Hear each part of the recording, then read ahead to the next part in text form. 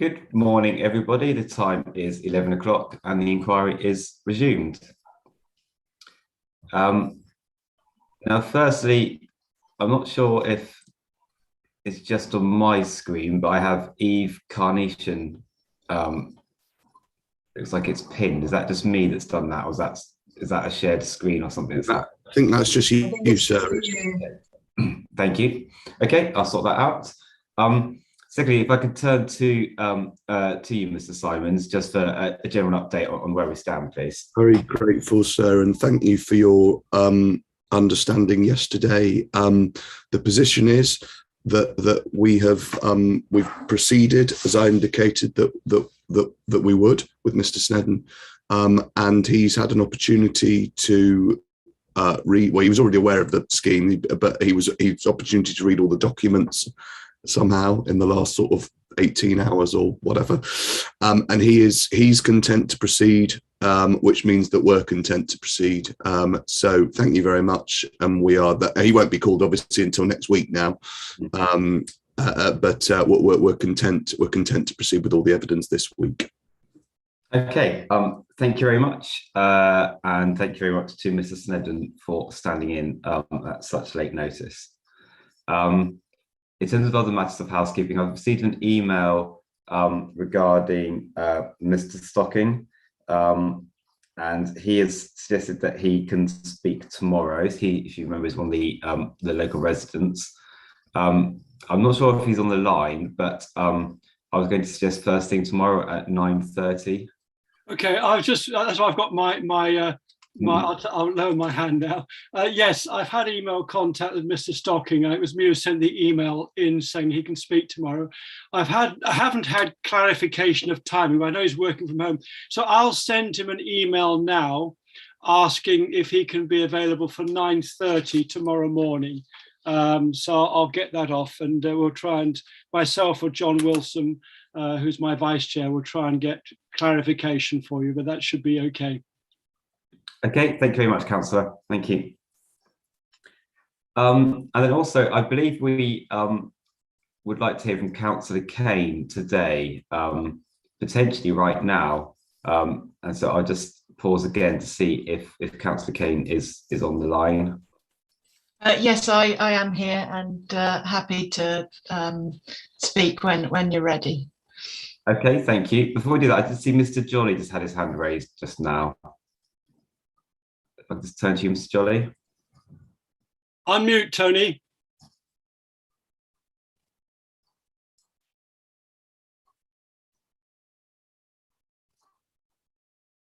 Still muted. Yeah, I'm not sure there's technical issues. Okay, sorry about that. Is that okay? Yes. Okay. What I was going to say was, yes, good morning and thank you. And yesterday was obviously a sorrowful day. I dare say that we were all somewhat shaken by it. And I understood you, sir, that if there's a possibility to ask questions of certain persons, that would be possible. Is that the correct understanding? No, the opportunity to ask questions is normally reserved for myself and the advocates or the Rule 6 party, rather than a general question of different people. Okay, so, sorry. Okay, where you're leading with that, please. Sorry, say again. So, do you wish to ask questions of certain witnesses? Is that... I had a problem with one of the statements that Miss James made yesterday, which I would like to follow up on. Now, I can either do that directly with her by email, or I could do it through this forum. I'm keen to avoid it becoming a sort of back and forth. We have to try to keep it to a full procedure, where we have interested parties speaking and then witnesses speaking, who are then cross-examined, and it is almost always only by the appellant and Rule 6 party and the council, by the main players. Okay. You are at liberty, of course, to write in with any further comments that you have. any concerns that you have. Would this be to yourself? Yeah, yes, to the general email address that is on the website to the inspectorate. Okay, understood. Thank you. Thank you very much. Yes, so Councillor Kane, if you're ready, then I'm happy to hear from you now. Thank you. Thank you. Thank you for allowing me to speak this morning. It made it a lot easier being able to go back to work yesterday. And obviously my condolences to Mr. Warner. Terrible situation. As we know, the site is on Greenbelt, and the NPPF is clear that development should not be approved except in special circumstances. The site provides an undeveloped area at the edge of the village, giving an open landscape. Any development would change this open aspect, and this is a large development. Although the site has no direct public access, it's visible from public rights of way and from many areas of the village. It's performing the role that Greenbelt was created for, and this has been reviewed since it was first allocated as Greenbelt, and the review confirmed that it should be retained as Greenbelt. And as you heard yesterday from Mrs. James, there have been other developments proposed in this area, and the inspectors in those cases have found that the Greenbelt should hold. If this development is allowed, the open aspect currently provided will be lost, and the shape and feel of Bottisham as a village will be damaged. So the appellant argues that the need for accommodation for elderly people justifies building on the Greenbelt.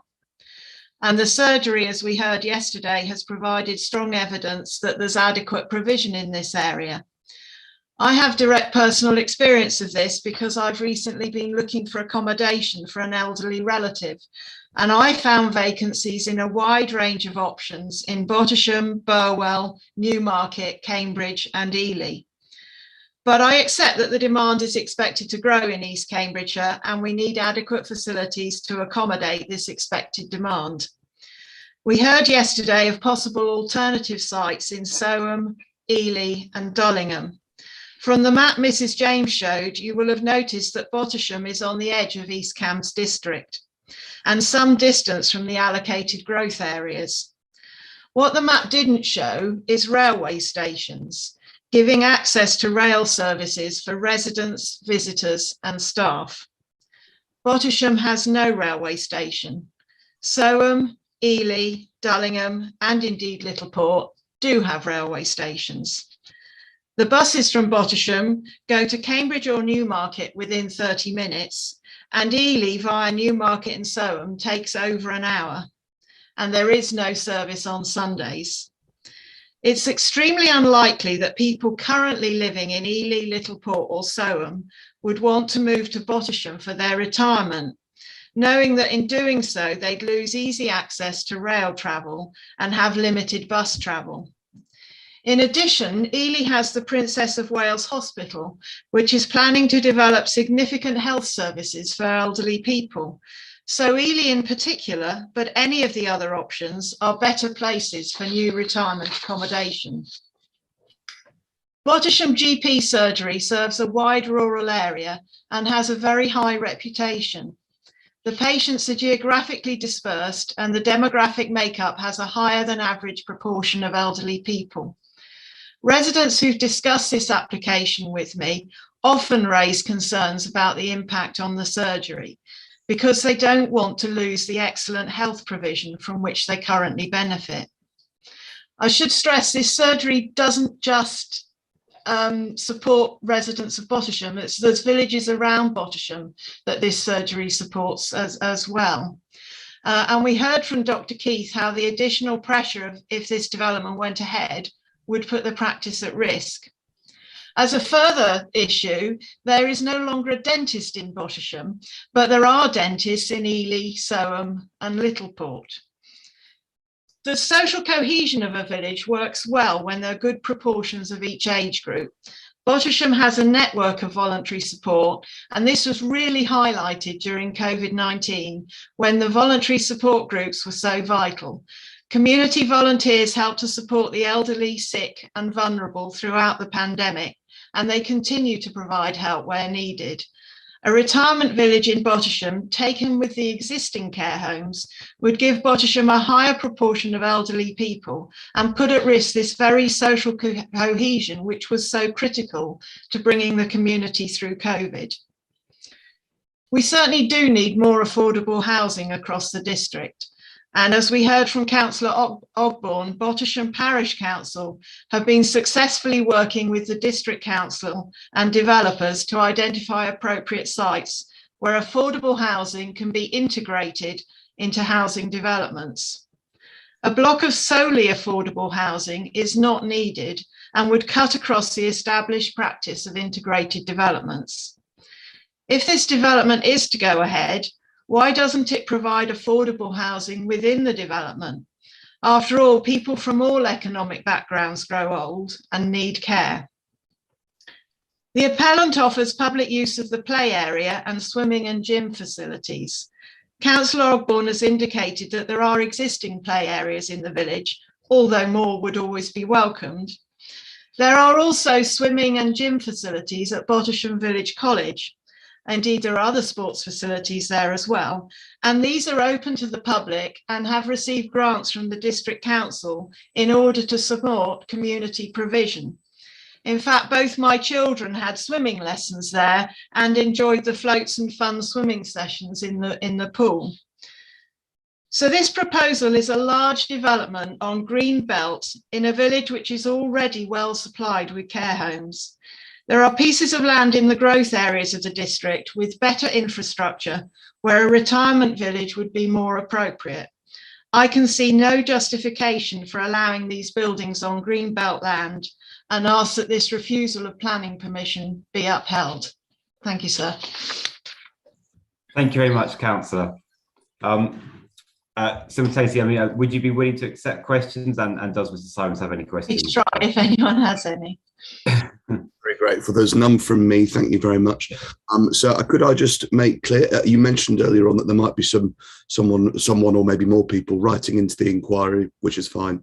But could I ask that if that is to happen, just as a matter of timing, that it happen, if possible, this week, just so that if there's anything new that I need to pick up with my lot, it could be my planning witness, Mr. Snedden, we could read it over the weekend and at least deal with it in evidence, because of course what we can't do is have new stuff coming in. Absolutely. After our evidence is closed, after closing submissions, etc. If that's okay. But thank you very much. Absolutely. Yes, Mr. Joy, that would be appreciated, and you're putting a thumb up. So thank you very much. Thank you. Thank you. Okay, now that I think that's everything we need to cover before we move back to Mrs. James, but I'll just pause there to see if anyone else wants to raise anything before we head back to the witness. Okay, thank you. In that case, if I could call back Mrs. James, please, for cross-examination. All right. Morning, Miss James. Can you? Good morning. All right. I can hear and see you fine. Can you hear and see me? Okay. I can. Thank you. And clear. I'm just going to pin you on the screen so I can see you. Right. I sent through to you an email. I don't know whether this will help speed things up. We've got all sorts to cover, obviously. So I sent through a list that I know is already incomplete, but anyway, it was a decent start with the table of documents. Just to check, did you get that? Yes, I did. Those documents sort of generally, as we go through, you've had a look. They're generally accessible to you. They are. Yes, thank you. I'll just check it, Inspector. I sent it to the case officer as well. Did that have any joy with you as well? Yeah, I've seen that. Thank you. Lovely. All right. Well, I'm sure we'll go off piste almost straight away. But anyway, it's worth having a go. Okay. Right. Lots to cover. But let's take a step back first before we go into things like needs and alternative sites, greenbelt issues, and all the rest of it, which is where we'll go, and the balance. Let's start with the key tests for the inspector in national policy. And so for that, we want the framework which is in the core documents, but you've probably got your own well-thumbed copy, core document 4.1, 2021 framework. Now, page, if you've got there, Ms. James, generally speaking. It's 4 CD 4 point. One. One. Oh, yeah. Yep, I'm with you. Thank you. If you turn in it to page 43.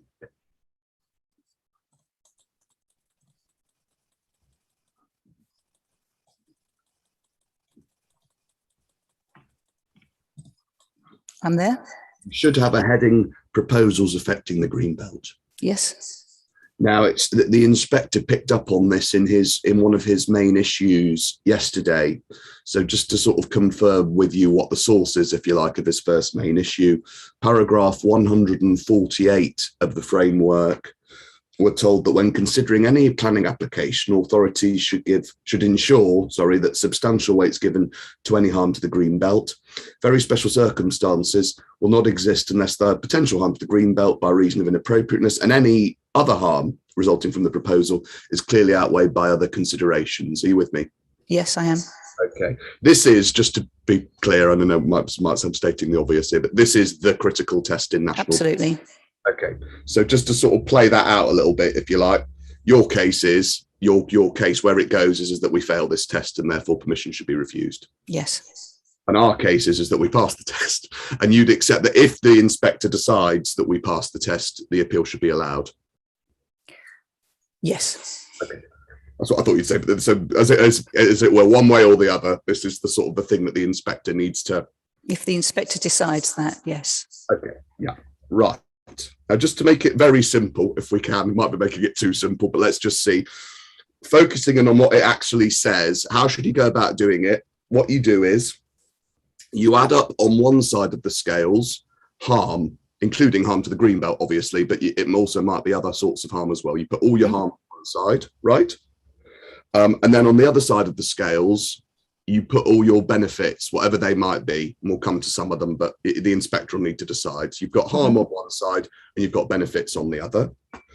And what we're told is that if, and this is why we've got to be careful about the language here, in that final clause, if the benefits clearly outweigh the harm, that phrase clearly outweigh is where that final clause, you see, if the harm is clearly outweighed by the benefits, then the test is passed. That's where the national policy puts the test. Are you with me? Yes, I do. All right, so fine. So that's a question for the inspector, but at least it sounds like we sort of agree it just as a question of approach. If the inspector decides, huge if, because obviously we don't know whose case he's going to accept. If he decides that the benefits, such as they are, clearly outweigh the harms, he should, we agree, grant permission, allow the appeal. Yeah. Okay, right. That's the framework. Important to start there. But while we've got the sort of key test open, I want to turn to keep the MPPF up, but we're going to change topic and start to zoom in a little bit to one of one of the important benefits that this scheme is offering, and that benefit is the provision of specialist housing. So that's the next sort of mini topic, provision of specialist housing. Keep the framework open, but turn back in it, if you would, to page, get the right page up, to page 5.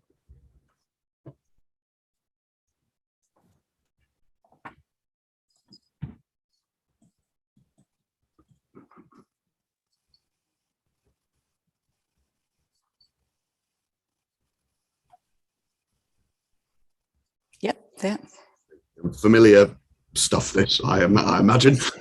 We've got our familiar 3 objectives at paragraph 8 there of the framework that all sort of go towards the overall aim of achieving sustainable development. You see?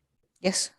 And the second one is that the social objective, which is to ensure, we're told in the second line of it, that a sufficient number and range of homes can be provided to meet the needs of present and future generations, ... You see? Mm-hmm.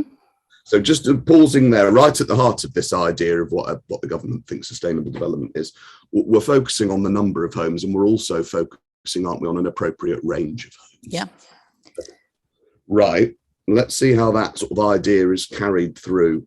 So in section 5 of the framework, then please, on page 17. So page 17, section 5.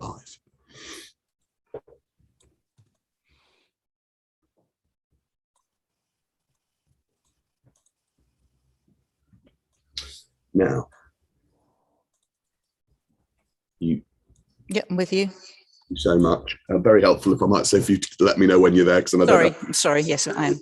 Don't apologise. I'm saying it's really useful. Please keep doing it, because it makes life a lot easier. So section 5, delivering a sufficient supply of homes. Got it.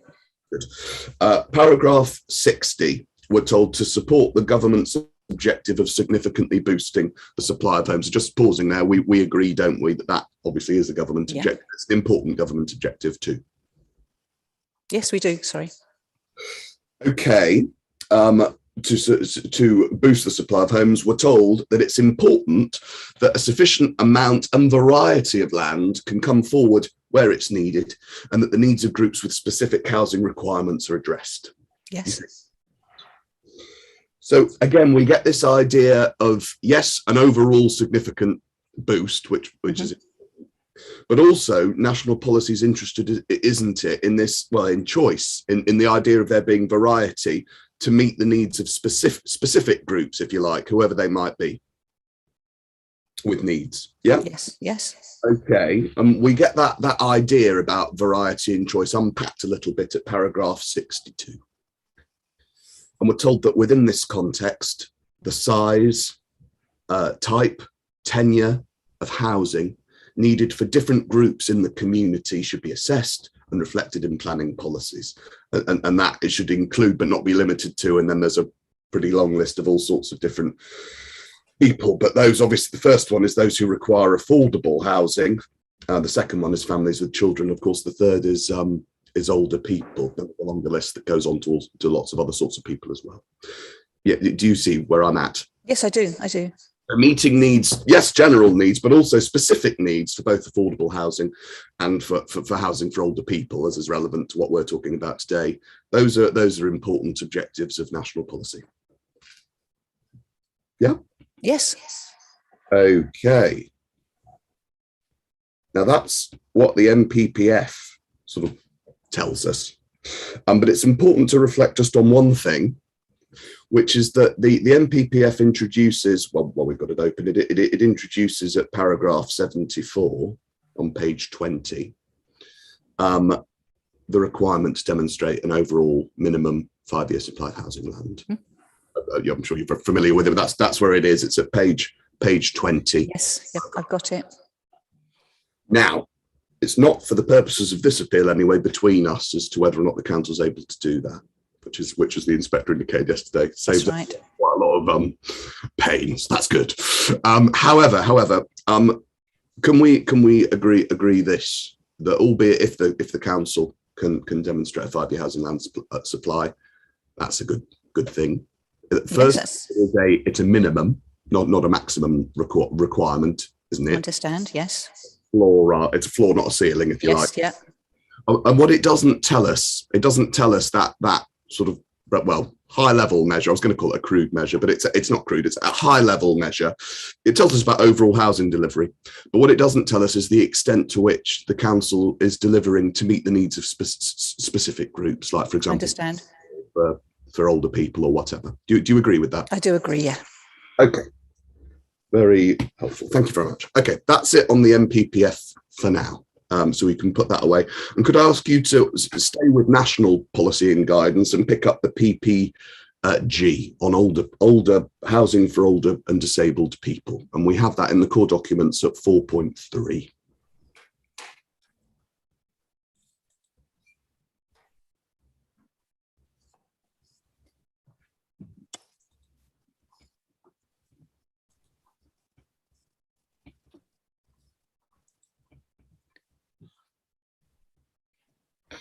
I have it. Lovely. Thank you very much. So this is the PPG on housing for older and disabled people. We'll do our best with these paragraph numbers, not very useful normally, PPG paragraph numbers. But we're told that in the first paragraph, do you see the question is, why is it important to plan for the housing needs of I do. Yeah. And we get quite a lengthy explanation on there about people living longer lives and all the rest of it. Which the inspector obviously need to read and have regard to. But the starting point, the starter for 10 is that the government thinks the need to provide housing for older people is critical. Yes. And yes. That's what the government says, but that's something that you would yourself sort of sign up to, if you like, on behalf of the council. I would, yes. Now, if we try and turn together to paragraph 10, this is where it starts to get immediately quite tricky. It starts on PDF page 4. At the bottom of PDF page, I've got it. How can plan making authorities plan for senior cohort housing communities? Where it immediately starts to get fiddly. So there's at the bottom of PDF page 4, there's a heading, what are the different types of specialist housing for older people? Oh, you're there. You're almost there. You see, this is the thing. Okay, yeah. Okay, I'm with you now. Yeah. Specialist housing for older people. Yeah. You're quite right. Paragraph 10's at the bottom, not the top. So yeah, okay. So it starts on. I apologise here on behalf of central government for the very confusing way that PPG is laid out. We will take your apology. Very kind. So yeah, so there's that. Do you have the paragraph? What are the different types of specialist housing for older people? That's right. Yes, I do. And we're told that there are different types of specialist housing designed to meet the diverse needs of older people, and they can include. So it's not a sort of supposed to be a full chapter and verse, but here's a lot of things that might be included. And then there's four bullet points. And we're taught age restricted general market housing. This is when you might have, for example, over 55 housing, for example. Yes. We've got some of that, I think, in this district, and we might come back to that. Retirement living or sheltered housing. The third one, extra care housing or housing with care. That's quite an important one for our inspector for this appeal. We're told that it usually consists of purpose-built or adapted flats or bungalows. ... Residents are able to live independently, 24-hour access to support services and staff meals, often extensive communal areas, space to socialise, wellbeing centre. In some cases, these developments are known as retirement communities or villages. The inspector will be familiar with that idea from some of the evidence here. The intention is for residents to benefit from varying levels of care as time progresses. So that's the way the government describes the sort of the description that's given to extra care housing in the PPG. Yeah. Yes. Okay. And then we get finally the bullet point that deals with residential care homes and nursing homes, and obviously there's a description of what those are. Mm-hmm. Okay. No, just to stop me, and again, you might say that you're stating the blindingly obvious, and I am sorry in advance if that is so. Guidance, the national government guidance, recognises this distinction between extra care housing on the one hand and residential care homes and nursing homes on the other. Yes. Thank you very much. And that's a distinction that's in national guidance, but it's also a distinction that you yourself understand as a planner. Yes. You'd ask the inspector when he comes to reach his views on this case one way or the other to recognise that distinction. Yes. Okay, thank you very much. We'll come back to whether that matters or not. It might not, but we'll come back to that later. But thank you very much for that. Now, that's all very well, you might think, so far as national policy is concerned and national guidance is concerned. But how does this all play out in the context of East Cambridgeshire? So that's what I want to think about next. You can put the PPG away. And just at a high level, I'd like to go through just a few numbers with you from a document that the council commissioned, just so to give the inspector, to put some flesh on the bones, if you like, of the need argument. But just at a high level, I think from what you said yesterday, you used that word, the word that I'm about to put to you. So I'm noting it as agreed. I think that the extent of need for private extra care housing, i.e. what's proposed through the appeal scheme in East Cambridgeshire, is acute. Correct. Well, acute in as much as there is a need for it. There is a. Yesterday you said it was acute, so I just wanted to check. So, okay, I'm sorry. Yes, okay. No, don't apologise. No. I'm not trying to sort of cram words into your mouth. I just want to. You used the word. You described it as acute. Absolutely, I used the word acute. I'm drawing the conclusion that there is a defined need, and this is throughout my reports and evidence that there is a need, definitely. No, absolutely. No, I know that you've said it. You've described it in a number of ways in your written evidence as demonstrable and significant. I'm not disputing that there's a need or not. And I'm not putting to you that you are, so don't worry. We're not at cross purposes. I just wanted to make sure that if I said in closing the council accepts that there's a need and that it's an acute need, that would be an accurate sort of representation. I would agree with you. Thank you. All right, now let's just give the inspector just a little bit more sort of an understanding as to why we agree on that, if you like. And in order to do that, would you mind turning up, please? There's a report by GL Hearn, and you'll find it at core document 4.10. I'll just let you get there, and then we can show the inspector together what it actually is. Core document 4.10.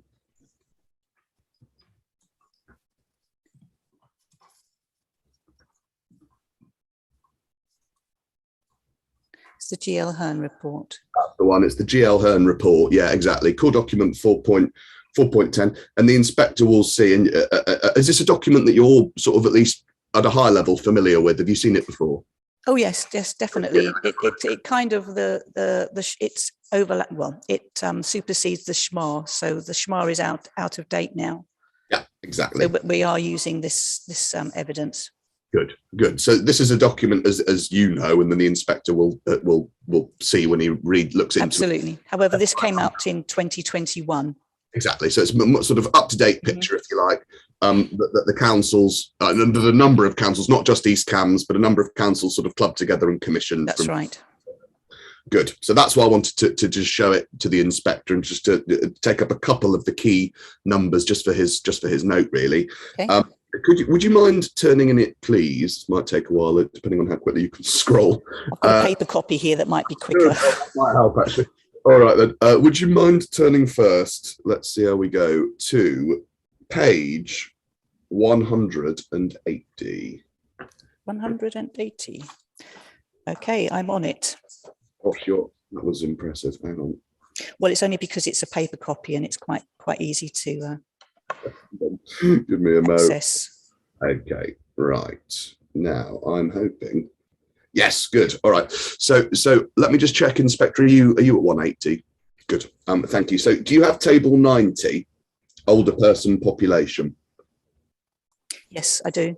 Excellent. And so just to give us a flavour of where things are and where they're going, we can see that as at 2019, East Cams, which is the second of the councils which is listed underneath Cambridge, we see that they have, when it comes to over 65s, as at 2019, there's a population of 18,340, which is just over 20%. 20%, yeah. So that's the starting point, if you like. That's where we are. I mean, not now, this is a couple of years old now, but broadly where we're at the moment.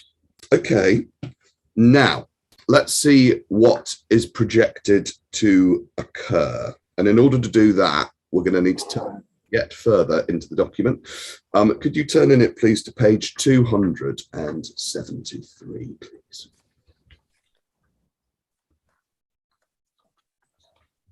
(273) of 316. I'm there. Thank you so much. You keep making very good progress through it. We see, do you have that box at the top that says older persons change between 2020 and 2040 by age band? Yes. And this one's all about East Cambridgeshire.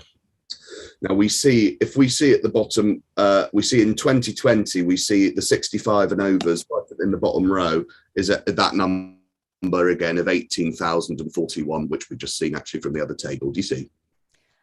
Can I just stop you there? I'm on page 272. Oh, 273. I'm sorry. 273. Sorry. No, thank you for picking up on that. 273. I'm sorry. Okay, I'm there. There should have a table at the top called Older Persons Change. Got it. Good. And do you see this? Just to take us our starting point in 2020, 65 and overs as a group, we've got 18,041, which is the number that we've just seen from earlier on in the report. In East Cams, do you see? Right, it's in the yeah. It's on the bottom. On the bottom, 65 plus, bottom row, 18,041, and then we get the projected change. This is the thing I just wanted the inspector to see what while we're going here.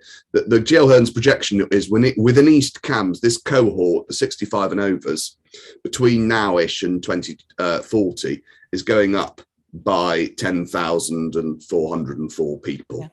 Which is to say a change of 57.7%. Yes. Okay, right. So those are the numbers. We'll come back to whether or not any of that matters, but important starting point to recognise where we're headed. And then let's just turn on, I think it's a turn back. So sorry about this. Back to page 183 in this GL home document.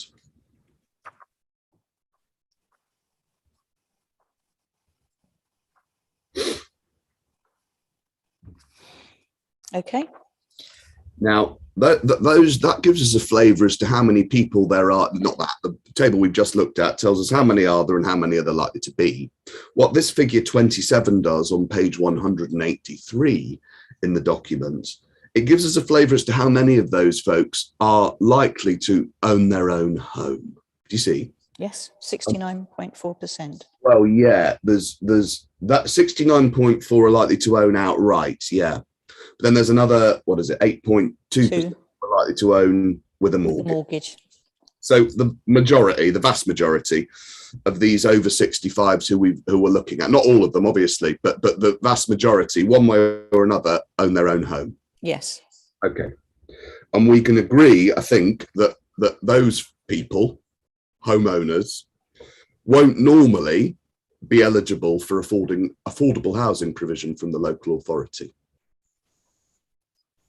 Can you explain that? Yes. How won't they be eligible? For affordable housing provision because they're homeowners, and we can take you to an appeal decision if you'd like. No. I just wanted some further clarification on what you meant by affordable housing. Oh, I meant, yeah, but social housing, they won't be on the. Well, no, they would need to sell their house in order to buy a home. Is that what you're saying? They'd be they're private homeowners, if you see what I mean. Yes. Yeah. Not, oh, yes. Yeah. They're not people, even if they sold their house, their Okay. assets. Yep. You see what I mean? Yes, I do. I do totally. So those are people who are normally the council would expect, if you like, to sort out their own housing provision and not to be claiming of social housing through the local authorities' housing policies. Yes. Okay. Right. So we have. Let's just see what we agree. I think we agree. We've got a significant population of, if you call it, not everyone will agree with calling 65 and overs and older people. My mum would, I think, kill me if she heard that. But anyway, we'll just try it just for the purposes of this discussion. We've got a significant older population in East Cambs already. Yeah?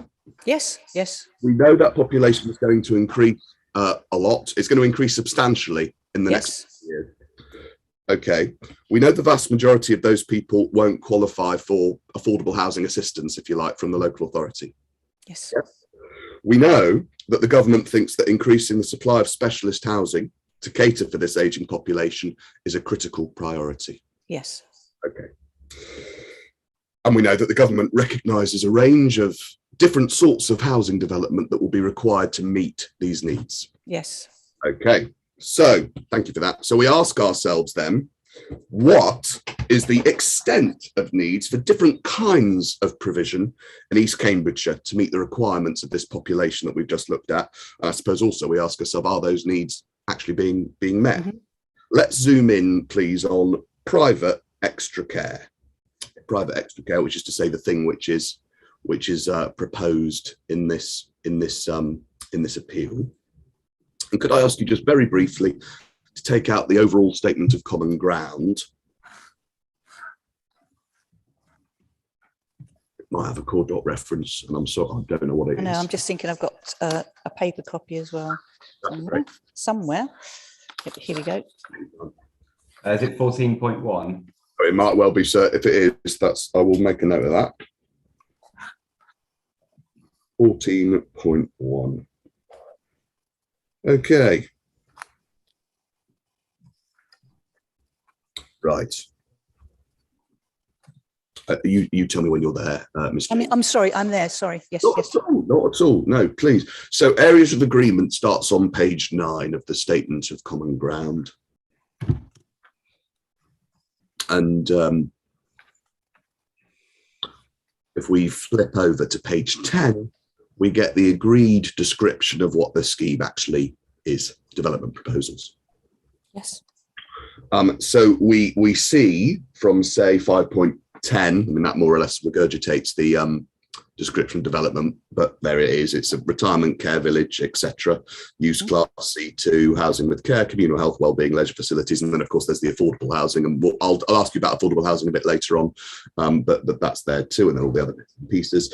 And then we get the agreed description of what the retirement care village is sort of all about, if you like, at 5.14 of the Statement of Common Ground. Do you see? Yes. Range of specialist homes, private leasehold, sale, market rent, additional care facilities, level of support, on-demand assistance, independent accommodation. They're designed to integrate with local communities, facilities, etc. I mean, the inspector should read all of this in full. I'm just skipping through it. Yeah. Okay. I'm on page 11 now. Yeah. Thank you very much. I just wanted the inspector to see that sort of agreed position between us on what this scheme is all about, basically. Now, permission is being sought, as we agree, as we know, for a retirement care village, which is a form of private extra care. Yes. Okay. We get more detail on what that's all about, if you like, in the proof of evidence of Jessamy Venables. I don't think it's important actually for us to turn it up now. I'll just give the inspector a reference just to save time. It's on page 5 of Ms Venables as proof of evidence. There's a heading called the appeal scheme, where she sort of unpacks those descriptors a little bit more and you get some more detail. Obviously, the councils can ask Ms Venables about that, but it's just sort of a description of what it's all about. Now, just to sort of put all of that into the context of the PPG that we've seen already, those bullet points, do you remember the 4 bullets? Yes. We are, I think we've agreed all this already. We are firmly sort of sitting somewhere within that 3rd bullet point, i.e. extra care. Yeah. Yeah. We're none of the others. We're not retirement living. We're not a nursing home or a care home. And those nuances might be important, might they be, because of the particular considerations and benefits that retirement villages are able to offer. Yes. And let's think about what some of those might be. I mean, we won't get this all sorts of research the inspector's got, so I'm not going to do all of it. But just to get some of the headline themes, if we might, this will be when we'll need a few of the core documents just to understand this. Could we turn up, please, in order to understand some of these benefits that are associated with extra care as opposed to other stuff, other sorts of accommodation? Core document 7.1 first, please. Sorry, 7 point. You broke up then. 7 point. 7.1. 7.1.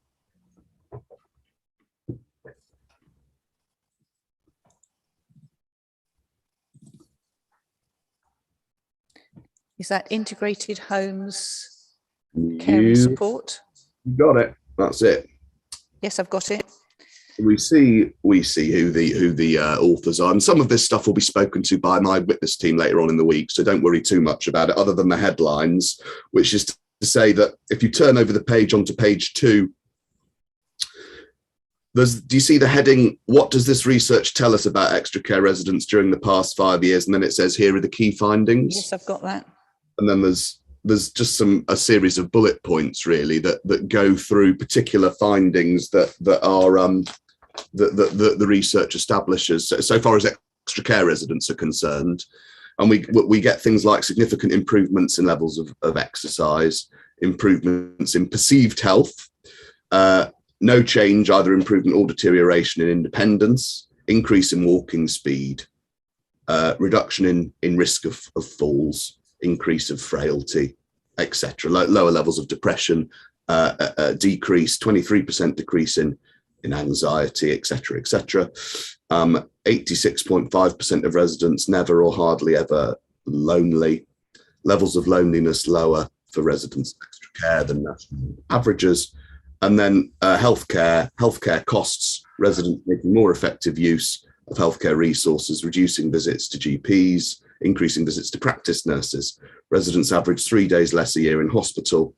No expected increase to cost, and then the figure here that's put is that living in extra care saves the NHS around £1,994 a person on average over 5 years. Just summary, but all that stuff is made out in the research. And just to be clear, so far as the case between the council and the appellant's concerned, I don't think that any of those findings are particularly challenged by you one way or the other. It's not something. No, but then I'm no expert, so.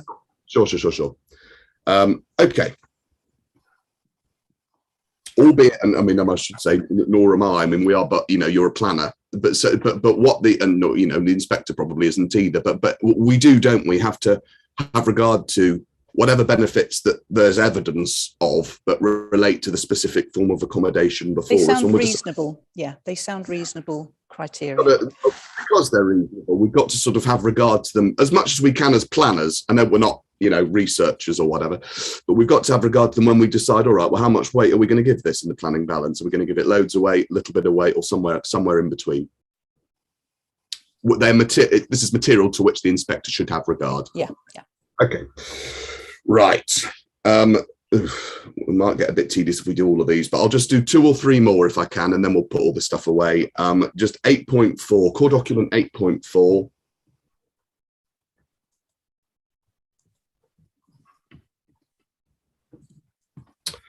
Core doc 8.4. This is a study that was commissioned in Southampton. So this is identifying the healthcare system benefits of housing with care. Yep. Bingo, exactly right. Yeah, this is the Southampton study commissioned by the city council. And again, you and me don't need to sort of delve into the you know, detail, thank goodness. But what we can do is go straight up to on page 4. There's a heading summary of findings. And we see, and again, it's you know, I'm not going to labour this because it's the same sort of idea, but I just want the inspector to sort of get a flavour for what's out there. This is evidence that shows. Do you see the page 4 summary of findings? The identified evidence suggests positive impacts on the healthcare economy, and then we get a number of bullet points. Yep. Reductions in GP visits. Reductions in number of community health nurse visits here, reductions in the number of non-elective admissions to hospital, length of stay, ambulance call-outs. When quantified, different figure this one, to be fair, but anyway, when quantified, it was possible to estimate for each person living in housing with care setting, the financial benefit to the NHS was approximately £2,000 per person per year. So a different figure. And just to be clear, I'm not going to be closing on the basis that either one of these figures is correct. It doesn't matter. But I just want the inspector to understand that this research is, you know, it's out there. And again, so far as without getting drawn into how much of a saving there is for the NHS per person per year or whatever, these are the same sorts of benefits that are reflected in the first document that I took you to, aren't they? Yeah. But again, I would say I'm no expert, so I would just take this evidence as in the course of the planning inquiry. Yeah, exactly, as we have as well. I mean, we've got some experts on our team who'll speak to it, but I mean, you see no reason to sort of quibble with any of this stuff. It's just a question of how you weigh it all in the balance. Absolutely. Okay, fine. Just 1 or 2 more then, and then we'll put these away. Core document 8.3, please. 8.3.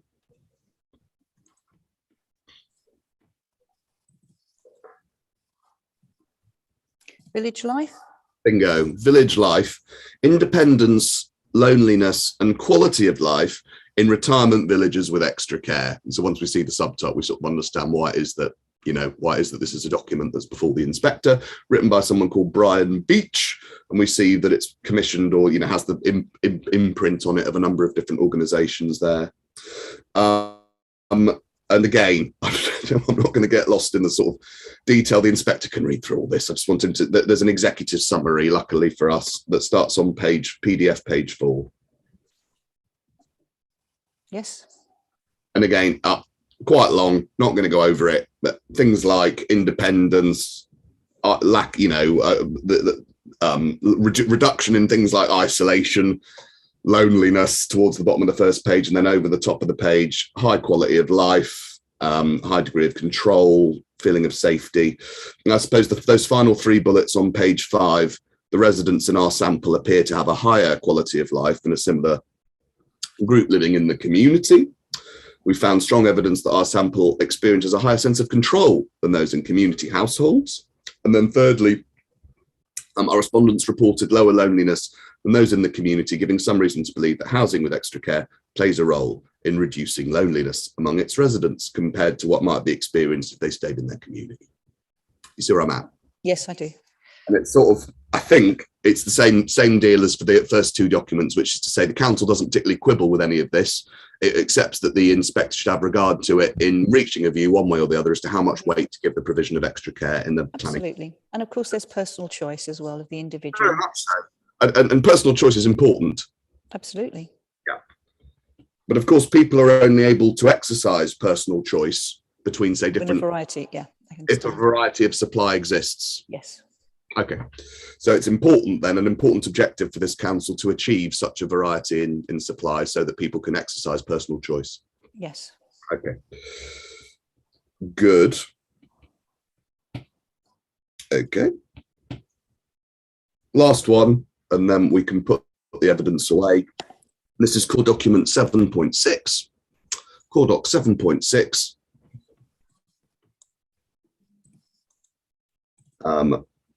Putting the care in housing with care. Bingo. Putting the care in housing with care. This one is a more sort of user-friendly one, I think, than some of the others. It's got lots of colourful pictures. Just for the inspector's note, it's on page 5. There's a sort of graphic called "Living Options for Older People" on page 5. That's sort of a sort of ready reckoner, if you like, of some of the differences between retirement housing.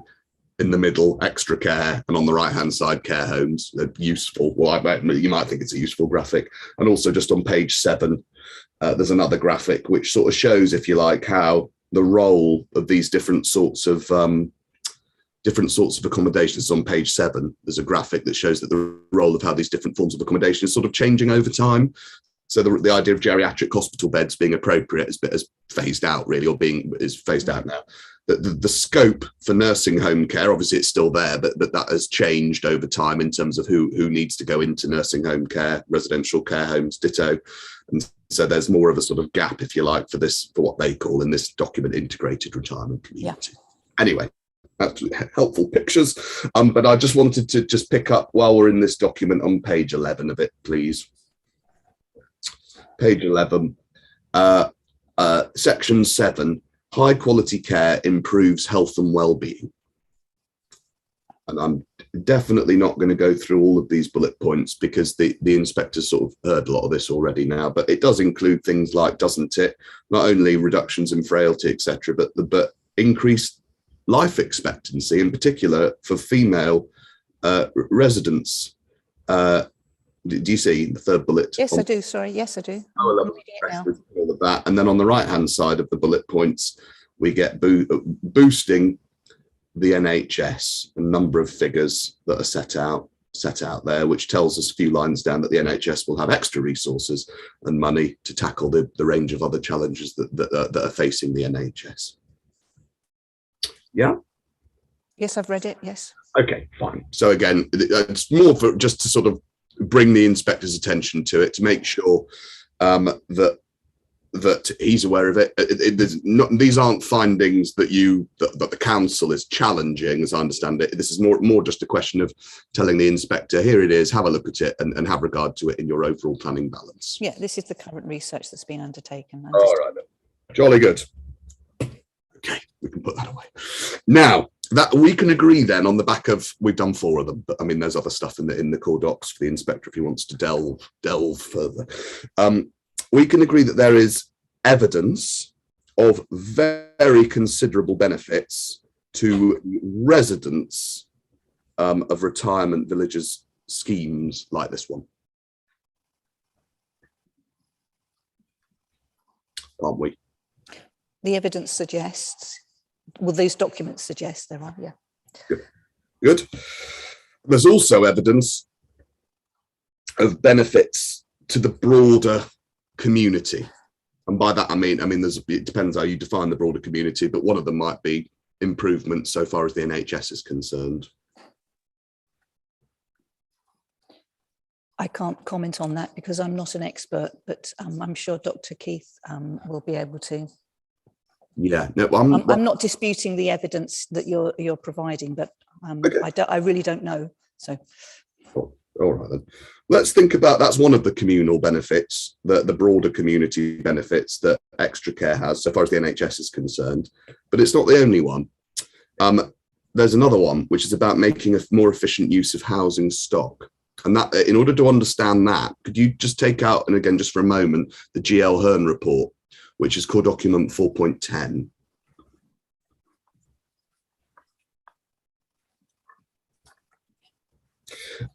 And could you turn in it? Have you got, I've got it here. Could you turn in it, please, to page 184? Okay. And on page 184, you should have a figure 28 at the top. Yes. Lovely. All right. Just check this, Inspector. Have you got that document? Yeah. Thank you very much. Now, what this tells us, this figure just summarises. Obviously, East Cambridgeshire is the second one along. It goes Cambridge City and then East Cambridgeshire. And we're told about the percentage of the age group, relevant age group, who are living in under-occupied homes. Do you see? Yes. And we're told that when it comes to the 65 and overs, they're the purple. And I cannot tell what that actually adds up to, but anyway, it's somewhere probably 80. Yeah, well, wherever it is, somewhere between 80 to 90%, maybe a bit closer to 90, I think, on my copy. But anyway, somewhere between 80 to 90% of older people in East Cambs live in under-occupied homes. Correct? Yes, that's what it says. Now, to sort of understand that, and what that means, 8.20 in the text, same page, just below figure 28, 8.20, GL Hearn tell the council if this stock could be used more efficiently, then the amount of land required for additional housing would be reduced. You see? Yes. And then the final sentence, efforts to achieve this could be made through the delivery of a range of house sizes and types and by encouraging downsizing. Yeah. Right? Yes. And over the page, top of page 185,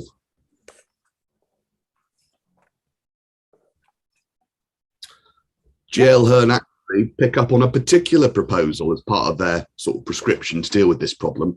They say one further solution would be to develop retirement villages, which could encourage downsizing and reduce the need for additional large accommodation. You see? Yes, I do. Sorry. Yes, yes. Okay, let's just think about how this issue about making efficient use of housing stock has been looked at by other planning inspectors. Because it's not the first time this sort of line of thinking has occurred to those who are dealing with extra care. Mm-hmm. Could you take out, please, the appeal decision of Christina Downs, which is at core document 511, core document 5.11. It's Hazelden's Nursery.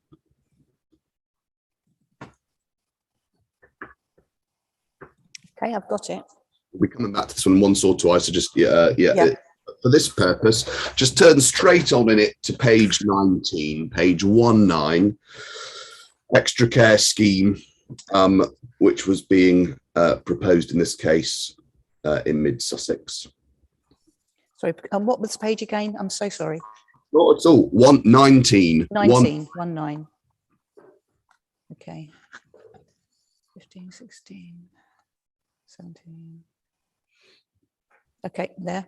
There's a heading. Do you see about halfway down? Yes, I do. Freeing up family-sized houses. Yes, that's exactly the issue that I'm trying to sort of just ventilate with you. Obviously, that's mid Sussex, but interestingly, the same issue that GL Hearn identify in East Cambridgeshire is in play in mid Sussex too. Mm-hmm. We're told that in mid Sussex, a large portion of those people 65 and over are owner occupiers, as we've seen that's the same here. Yes. And all the evidence indicates a considerable number of older householders under-occupy their homes. And as we've just exactly the same sort of description, if you like, could be levelled at East Cambridgeshire. ... In this particular instance, weren't the council's stance that it was not being inundated by inquiries or applications for this type of development did not seem to be a very robust or objective yardstick on which to rely, like this appeal says, doesn't it? Do you want to? I'm very happy for you to take. So where is that, Mrs. James? No, I'm just trying to find the paragraph now. Okay. It was I'm something that I sorry. was reading. Do you want to? I'll tell you what. While we're, Well, yes. I'm very happy for you to take us to wherever you'd like in it. Yes, I know. I'm just going there because I don't know if it was in the planning balance or the conclusion. That's where. Please do. Yes, I'm sorry. I should have put. No, it's all right. I'll take you back. No, I was reading it because it's interesting to see the weight I agree. and how different councils approach that. And in this particular instance, this council considered that because they weren't being inundated with applications, that this development didn't seem to be very robust. Yeah, well, that's what the council might have thought, but we'll come absolutely, back. but you know, ultimately we do, we do. So, I mean, the council's view of things didn't quite prevail. Well, exactly. So I can understand why that was allowed. Definitely. Okay. Let's just pause. I'd like to go into a little bit more detail. Okay. Yes. Sorry. No, not at all. Don't apologise. And as I say, if there are other bits in these decisions you want to draw to my attention or to the inspector's attention, go for it. But just on this one issue for now, we'll come back to some of the other issues at play in decisions like this. Freeing up family-sized homes, been over the first two sentences of paragraph 94. Both of them are sort of written about Mid-Sussex. They could equally apply here. And we are told that there is therefore, end of 95, there's therefore likely to be some benefit to local housing market, as well as contribution made in terms of the national housing crisis. And Christina Downs, an experienced inspector, very experienced, gave that benefit significant weight in the overall balance. Right? Just there is. So 95 says there is those insufficient evidence to determine the proportion of new occupiers that would necessarily derive from the local area. This indicates that she makes a point about not being able. No, I'm just trying to read it to sort of understand. Of course. So she wasn't clear on exactly what the catchment. Again, it comes down to choice, doesn't it? You can't force people to give up their family home if they're happy living there. Of course not. But as I say, and we'll come back to this when we look at how East Cambridgeshire is actually seeking to provide to meet these needs. You can only have a choice if there's something to choose. Oh, absolutely. And so far as private extra, well, we'll come back to that. But so far as this benefit, freeing up of family-sized homes, optimising the use of existing stock, this is something that Inspector Downs gave significant weight. Yes. And just, I mean, there are other appeal decisions, and we'll take you to them. But just to, I mean, can we? Was this in the Greenbelt? Don't think it was it? No, it wasn't. No, absolutely not. Okay, so it didn't have the very special circumstances. No, she wasn't looking at way harm. Oh, okay, sorry. Yeah, lovely. I'll come back to another one if you'd like, which was, if you think that. No. I'm just trying to sort of gauge the weight proportion to. All I'm doing is just on this analysis about optimising use of existing housing stock. Absolutely. Okay. Yeah. Okay. Yes. Just on that. Yeah. She gave it significant weight. I agree. Our inspector's no good reason for him to do something different. If you like, he should give it significant too. Do we agree? Well, that's up to the inspector, but yes. I agree that decision is up to the inspector. Whether or not he tempers it with against other issues, I don't know. No, I'm not. All right. Entirely up to the inspector. Slow down, Ms. James. Okay, so I'm not asking you, not yet, for your views on how the overall balance should be struck, on how we should put all these things together. I'm not doing that. Well, I'm just saying I'm agreeing with you that this inspector in this particular case gave significant weight to the freeing up of family-sized homes. I agree. Because there's nothing in her analysis sort of, only applies in her case, but not in ours. Absolutely. I'm just saying that I agree with that's what it says, and that's what the inspector considered on this particular instance. Do you think it should be the same weight for this appeal? That's what I'm trying to get at. Exactly. Yeah. No good reason for a different view here is what I'm saying. That was there. Yep. And you agree? Do you think that, Mrs. James, or do you think else otherwise? I wouldn't give it significant weight. No.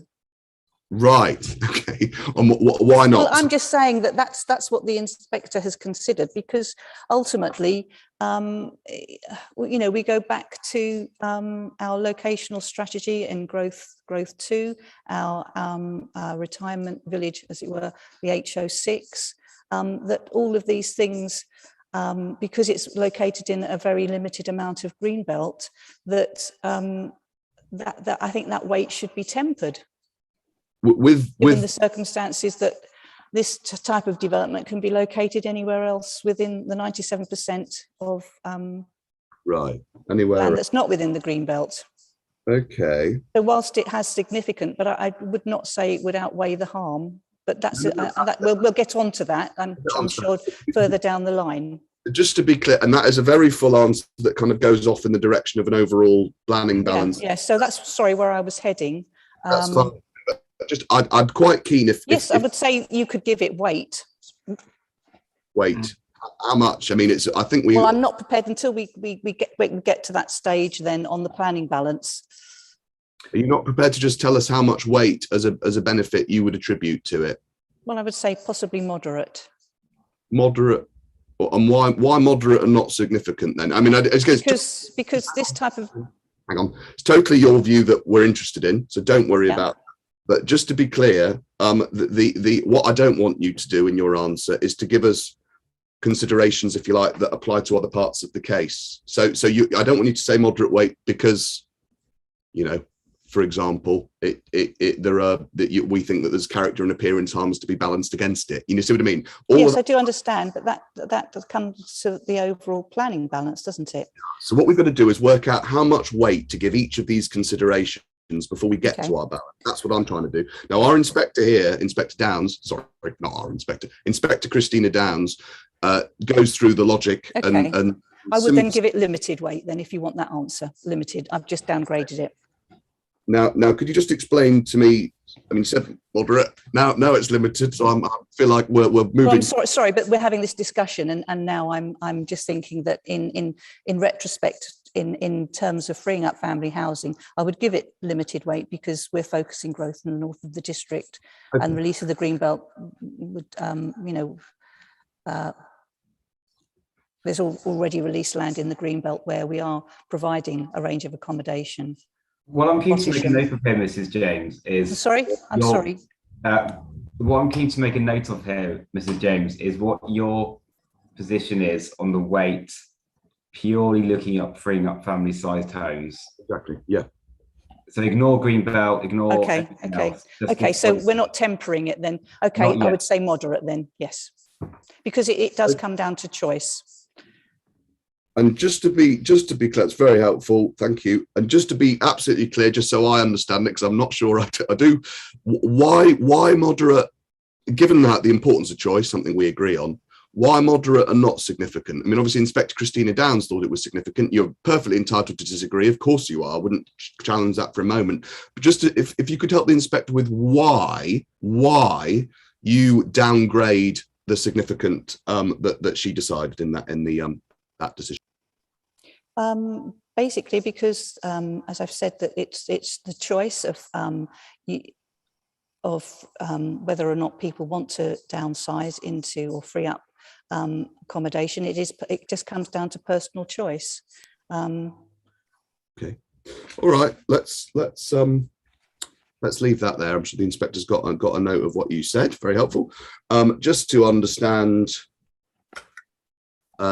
how it's looked at in the context of the Greenbelt case, that same issue, but Greenbelt case, core document 5.6, Inspector Robert Meller. 5.6. 5.6. West Malling. Bingo, West Malling in Kent. And this issue was touched on by Inspector Meller at page 8. At page 8 of the decision letter. Who has an impressive number of letters after his name. Yeah, Inspector Meller. He's qualified in just about every in town and country planning and beyond. Yeah, it's pretty intimidating that. He says it should be weighed in the balance. Is that right? Exactly. Now, freeing up of general housing. Do you see that? Do you see the heading? Yes, yeah. He tells us that one consequence of national and local housing shortages and of the associated past rise of property values, including in Tunbridge and Malling, are that older people who purchased their existing homes many years ago are likely to hold substantial equity as a result of rising property values, etc. Some of those homes are likely to be purchased originally to accommodate families and may be poorly suited to the present needs of occupiers due to size, internal layout, etc., etc. etc. And then he referred to what was then the sort of hot off the press housing white paper. Things have moved on a bit, but the ideas are similar. Fixing our broken housing market, helping older people to move at the right time and find the right way can help their quality of life, as well as freeing up more homes for other buyers. Underoccupied homes could then be released onto the market, where they'd be particularly attractive to those in younger age groups in need of larger houses to raise families. The provision of specialist housing more suited to the needs of older persons, like to encourage them to move, and would make a value to contribution. Absolutely. But again, that comes down to choice, doesn't it? You can't force them. Oh golly, I don't. If you're getting the flavour from my questions or from our evidence. No. I'm just trying to understand myself. But he's not actually giving it significant weight unless he does towards the end of the. Yeah, he does. Does he? But we'll pause there. Just to be clear, I don't know whether there's something misunderstanding between us. No one's suggesting anyone's going to be forced to do anything, no, and that's absolutely would be an absurd thing for us to be suggesting. But what I am suggesting, if you just turn on to page 12 of the decision, this was in a case where the local authority could not demonstrate a 5-year housing land supply. I'm going to come back, but I promise you, I'm going to come back to the relevance or not of that question for our inspector. But that was the context of West Malling anyway. At 64, he gave significant weight to the contribution development would make to general housing, given the lack of a 5-year housing land supply. And he included there, through the likely consequential release onto the market of family housing as older residents move to the proposed development. Do you see? Yeah. Whereas in our case, we are building sufficient homes and a mix of accommodation. So, and that would apply to the planning balance as well. So possibly from, when going back to my previous statement about reducing the weight to be afforded to freeing up family homes. If a council is already providing is delivering homes, it's delivering the right type of accommodation, well then surely that could be weighed accordingly. Hang on, no, I think we've agreed that, you remember? When I'm saying, yeah, sorry, no, go on. Don't worry, I'll let you talk. Then if you let me ask the question, we agreed that even if you've got a 5-year housing land supply, it tells you whether you're meeting your overall minimum target. What it doesn't do is tell you anything about the extent to which you're meeting your needs for specialist provision or for affordable homes. No, I appreciate that, but we do have policy that provides for a mix of housing. That each large development would need to have a mix of housing to suit, lifetime home standards would be built to. Right. So you do have the choice available for people, so that you're not saying, well, no, you've all got to go into a retirement care village because there is no other choice. We are building, we are delivering. The district is delivering those homes, a mix of homes. Not that there's no other choice. There's no choice to go into private extra care, because as we'll come to in a moment, there's only one scheme in all of East Cambridgeshire that offers private extra care. Yes, but then ultimately, if you look at the policies of the local plan in particular, HO6, it does provide opportunities for development of the type that you're. But we're getting exactly, but it just goes back to my argument that it doesn't need to be in 90. It doesn't need to be in the 3% of greenbelt land. Doesn't need to be in the 3%. Okay, which is So and I think we're losing sight of this, as it were, because this is the crux of the argument. The council aren't arguing against the fact that there is a need, a significant and acute need. It's just arguing the fact that why does it have to be in the 3% of greenbelt land within the district? I promise. And so in weighing everything, that I always have that in my mind. Yeah, of course you do. Now I promise you that really comes down to the robustness of the. Absolutely. Not finished. That comes down to the robustness of the appellant's case on alternative sites, and that is something I need to ask you about. So I will come to that. But what I'm trying to do, and I know this is sort of a tedious, but it's sort of almost what the inquiry process needs to go through, is almost just the various building blocks of your overall balance, so that when we get there at the end, the inspector can really understand how you've attributed weight to each of the relevant component bits. So that's why I know you I understand why you want to get there, and I promise you we will. I mean, you've accepted the need to acute, you've accepted the point about there being significant benefits for the people who live there. We agree, I think, then, that the freeing up of family housing is a benefit for the wider. It is a benefit, yes. I would agree with you there. We don't agree, I think, on how much weight. You say that it Exactly. should tax moderate weight in the balance. I think we could leave it there for the moment, yeah. Okay, fine. And then I'll just ask you this: where do you address the weight that it should be getting the planning balance in your proof of evidence? Well, I don't think I have I? I don't. I can't recall in my planning balance whether I think I'd used it as a social benefits. Do you want to refer back to my proof of evidence? Yeah, sure. Benefits, I think you deal with from section 4, PDF page 3. Then you do planning balance at section 5 on PDF page 25.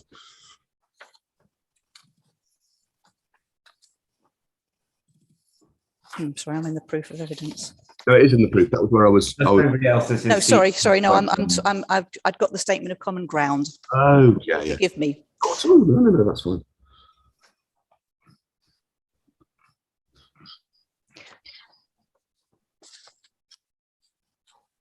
So, do you want to go through what I've afforded weight to? No. Okay. So the reason why not is because we're going to go through all of it. But well, exactly. So yeah, absolutely. But I'm asking you about a specific benefit that you agree the inspector should give weight to. Now you agree it, but where do you deal with it in your proof? Well, I think it comes through on social benefits. Where's that then? Sorry, is that where do you deal with it? Just give me a paragraph. Well, the delivery of 170 market units of accommodation and 30% affordable housing would have social benefits. Right. What? And you're saying that that within that language, within that language, yes, including the freeing up of family housing. Yes. Yeah. Right. Well, there are quite a few different criteria within which the social benefits like health and well-being would be coming into the, but I don't itemize each individual one. I'm just saying that there's, that's absolutely fine. But what we do know is taking all of that stuff together. So you include that language of social benefits at 4.3 to include the health and well-being benefits to the residents, the freeing up of family housing, which is of a broader benefit to East Cambridgeshire, any benefits that the evidence show exist to the NHS, the provision of homes, of new homes, of market homes, in terms of giving people choice, etc. All of that stuff, all of that you wrap up into the sort of language, if you like, of social benefits, as I understand it. Is that right? Yeah. But what I'm then well, it can. Well, sorry, no. Sorry, Karen. I'm struggling to understand, having done that in that way, as you now say that that's what you're doing. But I must say, I'd struggled with your proof to understand that there's just no reference to it anywhere at all. But anyway, that's fine. That's the way you approached it. Is then how do we understand how much weight you're giving to those benefits? Because you've just told us that just one of them on its own, which is to say freeing up of family housing, you were happy to go along with moderate weight for that. Yeah. The only thing you say about the housing in this case is that we've got a 5-year housing land supply, and therefore the delivery of housing is of limited weight. Do you see? Mm-hmm. So how are we to understand your evidence? Do you see what I mean? You've not explained that you've even looked at these benefits at all, and you've not explained how much weight each of them should get. You see the problem? Yeah, I do see what the problem is. However, it taken as a whole, if you go back to the NPPF, there are 3 criteria: the economic, environmental, and social aspects. Sure. So, and I've taken those as the 3 main criteria. Exactly. I'm not criticising you for doing that. I haven't broken down in particular categories. No. No, you've not done that. That's true. But also what you've not then done is given the inspector any evidence at all on weight to be attached to these various bits and pieces. So, for example, I'm just focusing on one of them, freeing up of family housing. We know that other inspectors have given it significant weight. You don't look at it at all. You certainly don't give it, or you don't give it any weight. I mean, it's not in here. No. So in your analysis that led to your proof of evidence, it was not given weight as a benefit. Well, the social aspects of the development, yes, definitely, because ultimately we're going back to the fact that I did recognise that there was a need for this and for that specialist or extra care, and all the benefits that would come. So forgive me for not going into any great detail. That is probably not clear for the inspector. However, there was no way I was trying to mislead anyone. I'm just trying to sort of, on the balance of probability, that the benefits or the acute harm to the green belt and the visual amenities and the intrinsic character of the countryside couldn't be outweighed by those, because of the fact that this development could be accommodated quite easily within. Don't worry, I don't want to. I know, but we are getting there, aren't we? No, we're not. Honestly, not yet. Okay.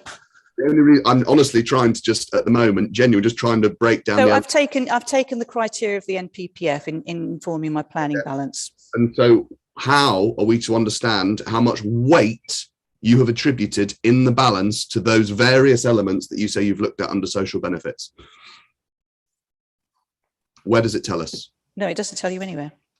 I haven't broken it down, as I say. I haven't. It's not just not breaking it down; it's overall weight. I mean, you've accepted that what the inspector needs to do is put the benefits on one side, the harm on the other, and work out whether or not one clearly outweighs the other. You know, we've been over all of that. Yeah. So, where do you do that? I mean, I don't. No, I don't do that.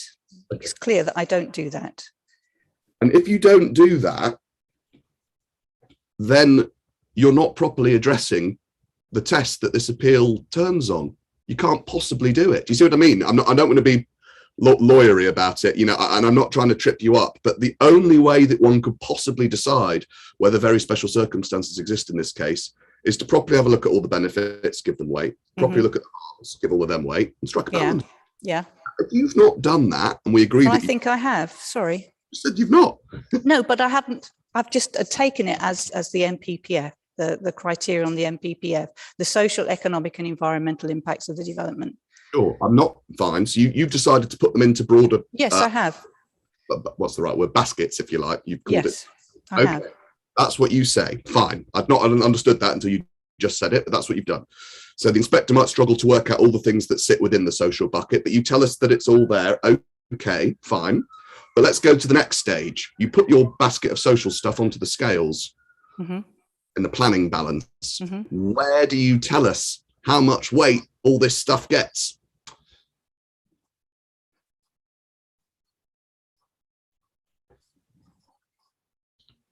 You've got a planning balance section. Yeah, I've got the delivery of housing is therefore of limited weight. Yeah, that's the delivery. Provision of affordable housing is substantial weight.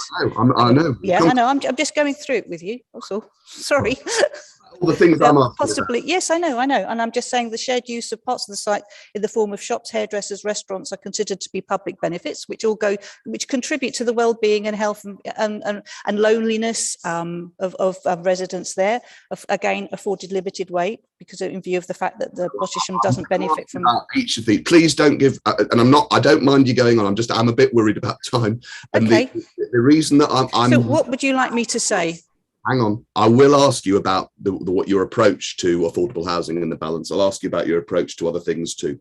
You have looked at affordable housing, to take that as an example, you've given it weight. And this is my last topic, and I'm going to move on. If the inspector looks for how much weight you have given to other things in your social benefits category, like, for example, provision of specialist housing, not just market housing, or, for example, the freeing up of market housing, which is consequent on delivering a scheme like this? The answer is I have not assessed those or given weight to them, anyway, in my planning balance. That is correct, I think, on reading your proof. Do you agree? Yes, in view of the issues that I've already identified. Okay. That weigh against. Fair enough. Okay. Okay. And just to so we'll leave that now. Thank you very much. But just to take that just a step further, then we've agreed some of the things that you have looked at, some of the things you haven't looked at. Yeah. For the inspector, and win, lose or draw. This is not about me trying to sort of force. No. Win, lose or draw. For the inspector to reach a view, a proper view, he should have regard to all of it, one way or the other. Yes, he could. That's the plan. His planning judgment. Yes. But he should, whatever view he has on weight, he needs to have regard to all of the various harms and all of the various benefits from the scheme. So if, in order to do that, your proof, he can't rely on your proof, because your proof does not have regard to or give weight to a number of things that we've agreed the inspector needs to give weight to in his evidence, that the inspector needs to give weight to in his decision letter.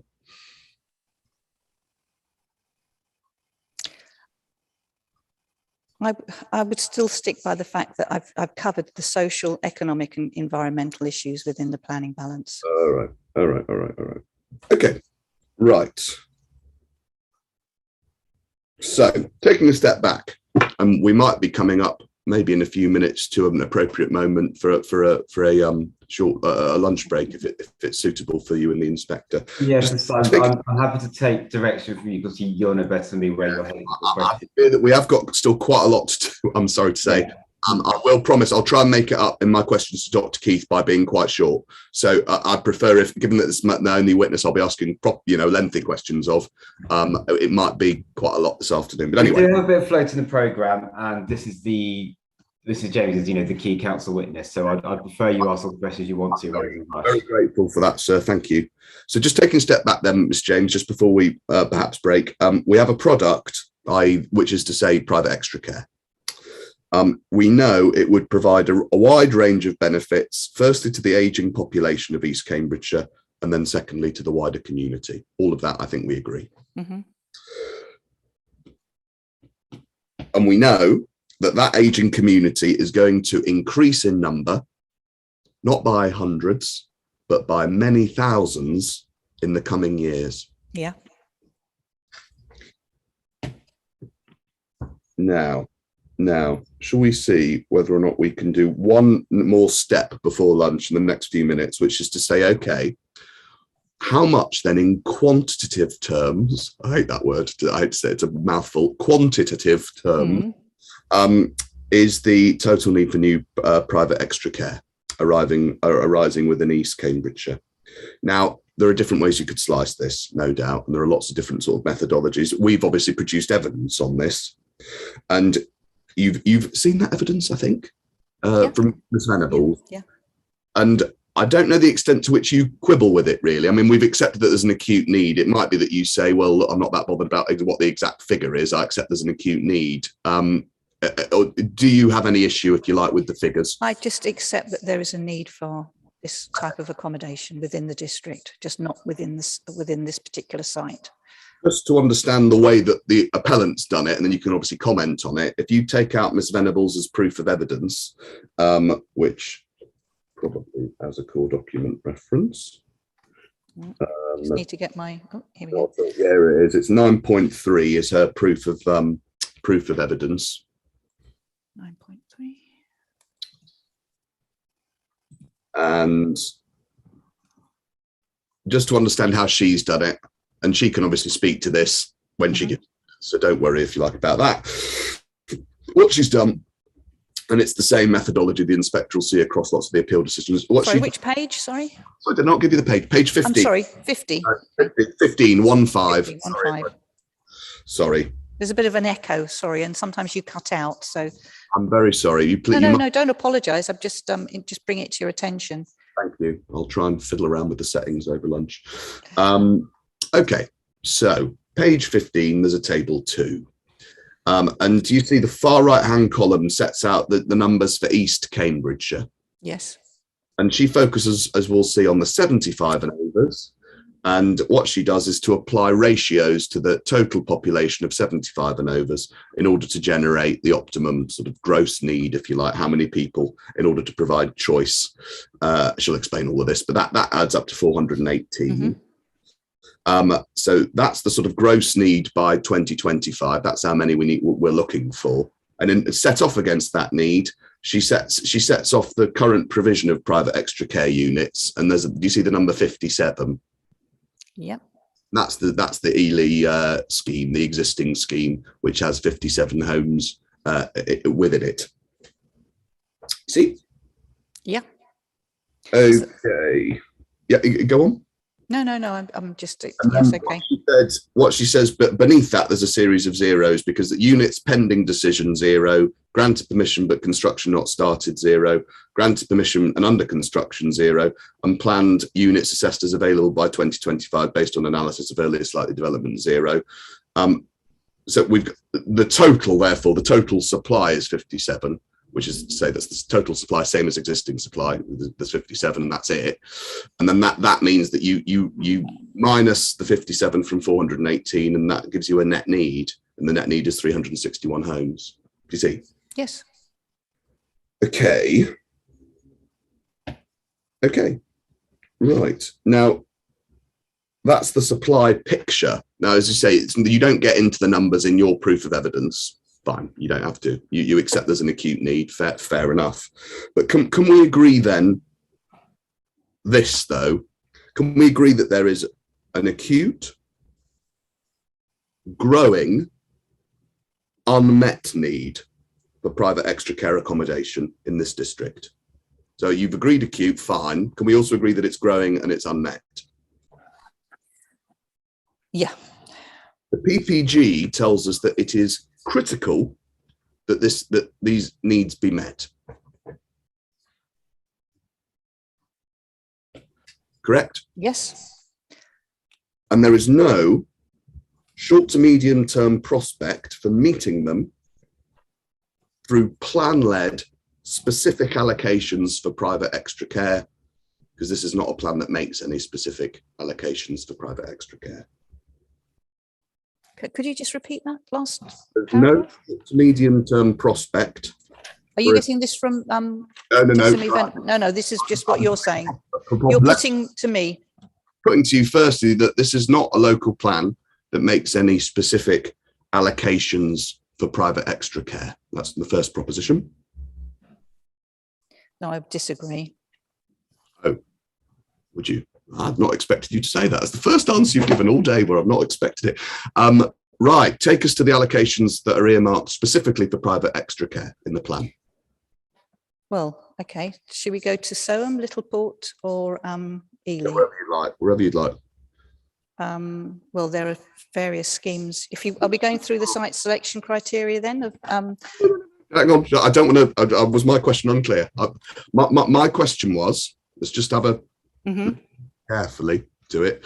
That there are no allocation policies in the plan which specifically require private extra care. There are loads of allocation policies that say you need 500 dwellings, but there's none of them that tell you that any of those dwellings are to be provided through private extra care. Yes, but isn't that because we regard C3 and C2? Sorry. I'll just pause that. Do you accept that? Do you accept what I've just said? And then you can give an answer. Okay, well, I put this way, yes, I accept that. However, I would point you in the direction that it doesn't, that all our allocations don't stipulate that they can't be C2 because we count them as C3. Let's just examine that then, if that's your answer. Firstly, could we have a look, please, at core document 5.18. 5.18, and this is a very recent appeal decision from Stapleford, which is not far from 5.18. Sorry, I'm so sorry. 5.18. Okay. Oh yes. Stapleford appeal decision, recent Greenbelt site. Some of the same cast of characters as this. Yes, it's 8 miles up the road from this scheme, isn't it? In South Cambridgeshire, so not on your patch, but no, I'm familiar with it though because it's been quite interesting. So if you turn forward into this decision of Inspector Clark to page 14, page 14, this is South Cambridgeshire, so just over the border. Page 14. Okay, wait a minute.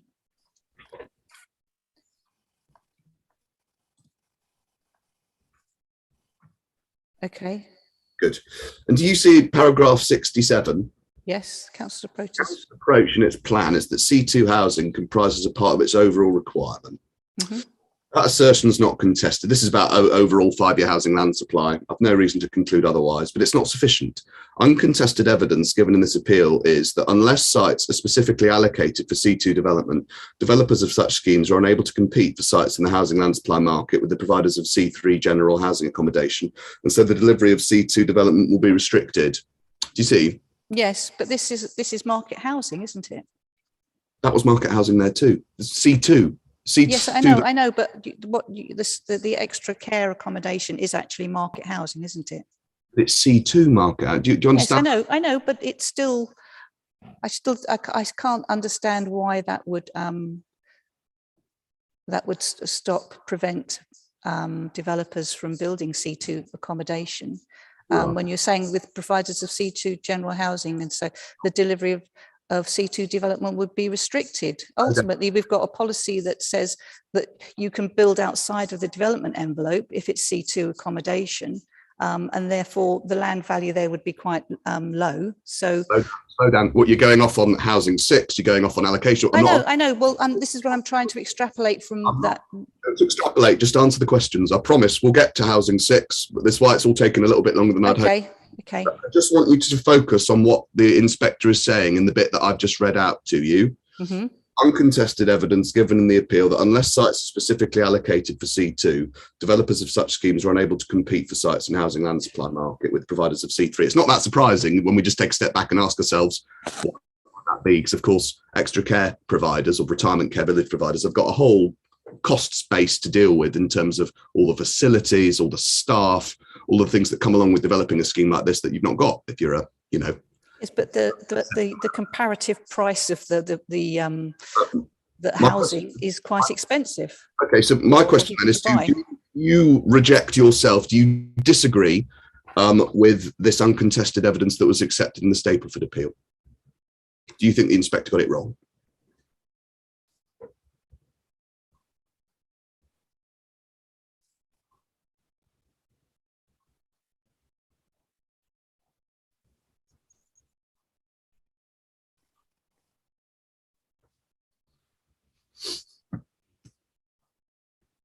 No, I'm not saying he's got it wrong.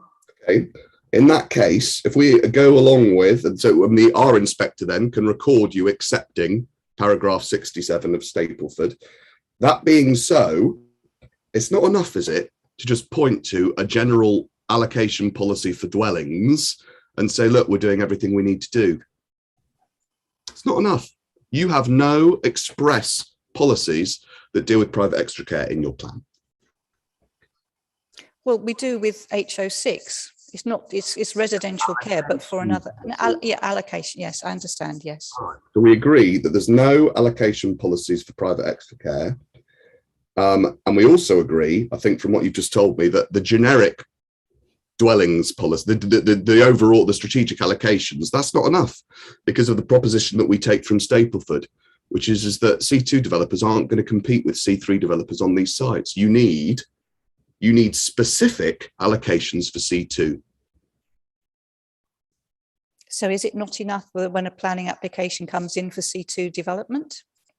No, I'm just trying to sort of step back and think that. Do step back, but answer the question, then step back. So the question was that we've agreed that it's not enough following the approach in Stapleford to just say there are generic allocation policies because sites have to be specifically allocated for C2.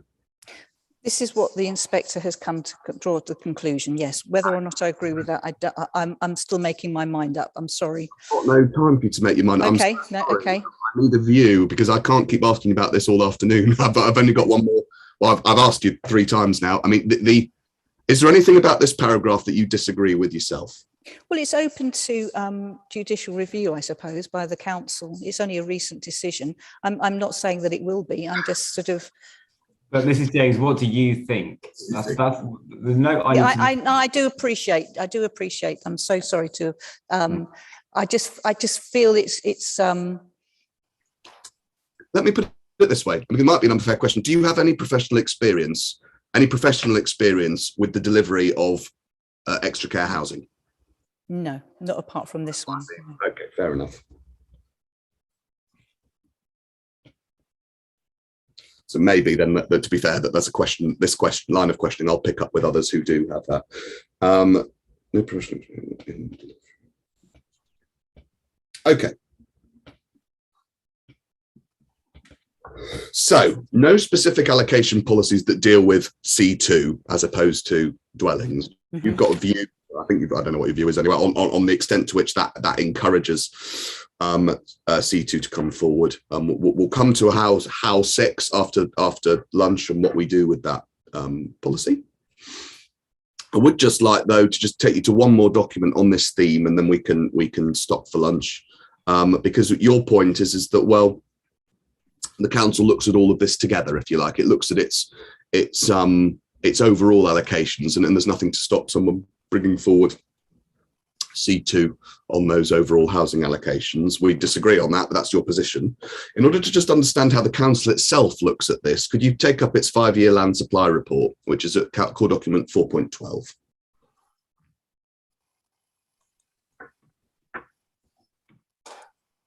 Oh.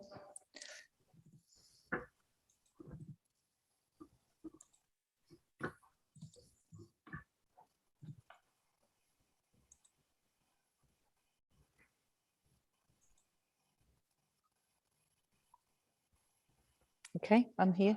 Would you turn in it to page 10? Thank you very much.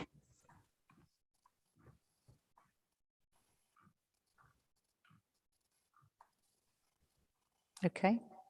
Now, page 10, there's an overall table that sets out the council's housing land supply over the next 5 years, with broken down into different bits. Do you see? Yes. Got planning permissions is the first sort of chunk of rows. Then the next one is allocated by development plan. Do you see? Yeah. An allocated by development plan, the council expects to achieve 346 homes over the next 5 years. Right. You see? Yes. Those are the allocations, aren't they? Yeah. On the council. Then do you see right at the bottom, older people's accommodation, C2? In year 5, yeah.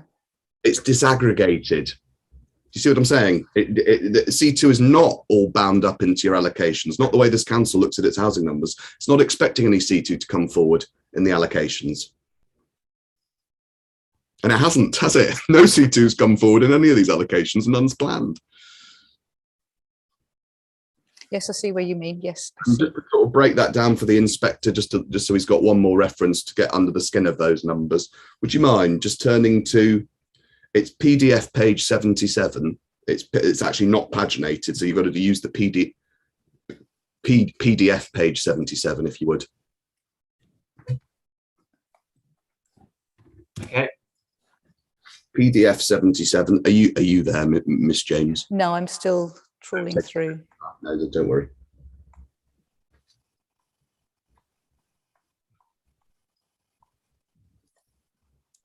Gosh, there's lots, isn't there? There's lots. Yeah, that's why I think the inspector was pleased not to be dealing with housing land supply as an issue of dispute. We don't have to dwell on these tables too much. Just to see. So I'm so sorry that I'm kind of lost here in the. Sorry. I'm now 6 of 6. Now 1 of 4. So page. I'm sorry. It's PDF page 77. So you'll have to use the program that you're on. You know, the Adobe page numbers, because it's not actually paginated. I'm sorry. Is that gonna? No. I'm sorry. No, I'm not getting there. I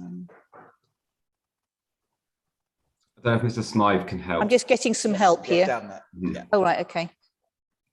Very grateful. Thank you. It's not saying it though, is it?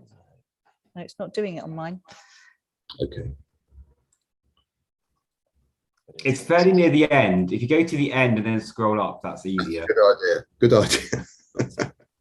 Yeah, there's 84 pages overall. Okay. Are you there? Yes. Good. So this is where the inspector can see just the council's own account, this page and the next page, as to what C2 is coming. We know it exists so far as private extra care is concerned, and the answer is 1 scheme. But if he wants to know what's coming, the answer is 0 schemes, because as we see, there are three sort of schemes which are noted here. And the first one involves a care home. The second one involves a care home. And the third one, well, the third one just has a number of zeros next to it, so I guess it doesn't matter. It's a care home anyway, but it isn't expected to deliver within the 5-year period. Do you see? Well, the land southwest of Station Road, Kennet, I'm expecting reserved matters application any moment. I'm sure you are, and I wish I had more information to question you about it. All I'm doing, this is the council's most recent Yeah. October 21 housing land supply statement. So it's not about when reserve matters are coming in, it's when units start sprouting themselves out of the ground. On the council's own assessment, 0 up until 25, 26, and in any event, no private extra care on the offer there anyway. It's a care home. Right. So on the council's own assessment, there are, number one, these are looked at separately from any of the, anyway, let me just put the question like this, then we'll try and get to lunch in one piece. The council's own assessment, the number of C2 units coming forward as private extra care over the next 5 years is 0. It would appear that, yes. Which means, drawing it back to where we started, the objectives of the NPPF, it would mean that the council is currently failing to provide for the needs of those people who have a requirement for private extra care. Yeah. And that brings it into conflict with the objectives both of paragraph 60 of the framework and also paragraph 8b, the social objective.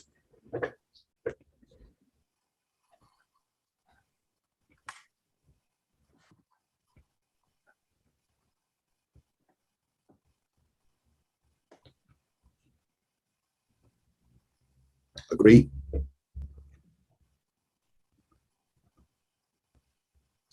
Yeah. Yes. Okay, thank you very much. Now, sir, if that's a convenient moment, sir, for a lunch break, that would certainly suit me because I'm turning on to other topics. I must say, I'm about halfway through, maybe.